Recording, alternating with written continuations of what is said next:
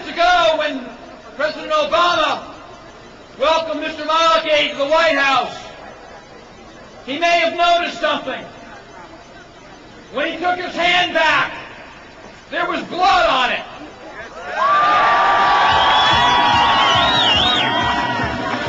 Let me explain. That is the blood of the innocent people of Camp Ashraf who have been butchered and murdered, and it must not happen again. Mr. President, now as a private citizen, proudly associated with literally dozens and dozens of men and women on both sides of the political aisle, diplomats, legislators, religious leaders, military leaders, we ask you to make good on our promise, honor our word, protect the men and women of Camp Ashraf. We have American troops all over the globe. Can we spare 750 to protect 34 innocent lives that depended on us for protection? In the end, that's what it's all about. Understand, I would like to see the blue helmets in there.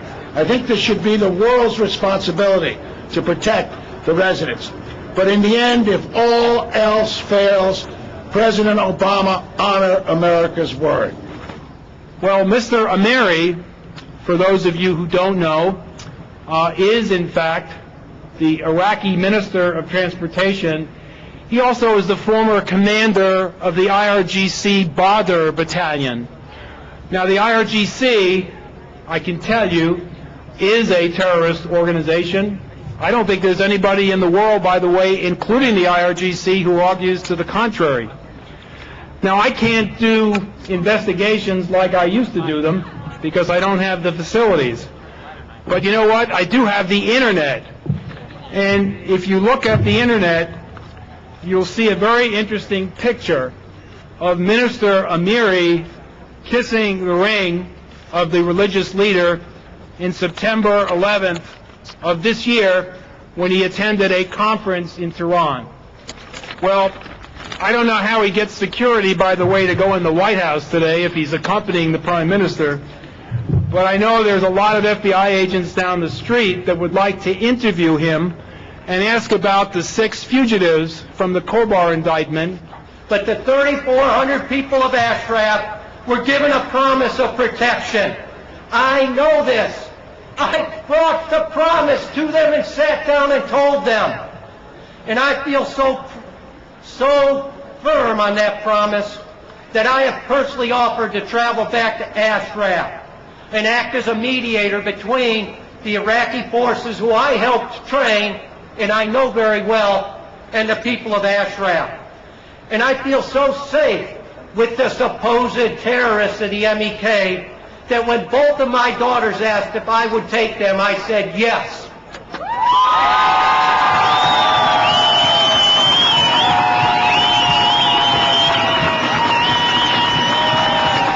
My own daughters want to go to Ashraf and support Maryam Rajavi's daughter who's there and the nearly 1,000 other women.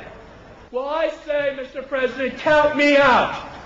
I say, Mr. President, let me stand with General Phillips, because I trust General Phillips a whole lot more than I trust the mullahs in Tehran and the people like Nouri Maliki to give you a straight answer today.